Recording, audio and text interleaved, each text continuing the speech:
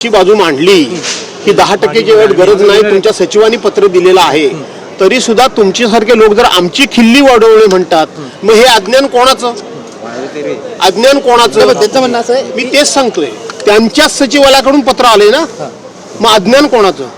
नाही पण त्याला आम्ही सांगतो तुम्ही आमच्याकडे वोट करता, पण त्यांचं म्हणणं असा कोणताच नियम नाही की 1/4 बहुमत पाहिजे, त्यानंतर विरोधी पक्ष नेते पद बहाल केलं जातं, असं कुठं लिहिलेलं नाही काय? नाहीच आहे. गुलाबराव मी पाटील पण तेच सांगतोय. गुलाबराव पाटील म्हणतात की 29 जागा निवडून आणाव्या लागतात. मी ते तुम्हाला तुमच्या आता मीडिया समोर या विषयावर बोलणं योग्य नाही. मी पुराव्यानिशी सगळं सांगितल्यानंतर तुम्ही त्यांचं खोटं सारखं होता, त्याच्यावर खुलासा मी काय करायचा? ते खोटं बोलतात. मी पत्र तुम्हाला अनेक वेळा दाखवलेलं आहे त्यांचं, ते पत्र मी पब्लिश केलेलं आहे, ते पत्र मी मीडिया समोर दिलेलं आहे, ते पत्र प्रिंट मीडियाने छापलेलं आहे. अनेकांनी, ज्यांना संविधान कळतं, ज्यांना लोकशाही कळते, ज्यांना विधिमंडळाचे नियम कळतात, त्यांनी त्याच्यावर अग्रलेख लिहिलेले आहेत. आणि तरी सुद्धा सत्ताधारी पक्षाचे लोक खोटं सातत्यानं बोलतात, आणि त्याच्यावर जर तुम्ही आम्हाला खुलासा विचारत असाल तर हे उत्तर देणं योग्य नाही.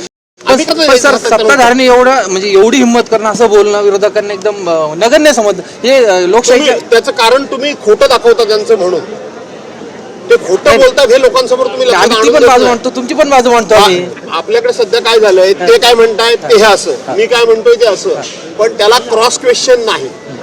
इलेक्ट्रॉनिक मीडियाला क्रॉस क्वेश्चन जे विचारला पाहिजे होते ते आपण विचारत नाही. ते काय म्हणतात ते दाखवायचं, मी काय म्हणतो ते दाखवायचं, खरं काय खोटं काय. आम्ही अधिकृत पुराव्यानिशी बोलतोय. दिल्लीमध्ये 70 आमदारांचं सरकार असताना फक्त भाजपचे 3 आमदार होते. मग तिथे तुम्ही विरोधी पक्ष नेतेपद घेताना तुम्हाला काय वाटलं नाही? तेव्हा तुम्हाला 10% 7 आमदार आपले नाहीत, आपण कशाला घ्यायचं?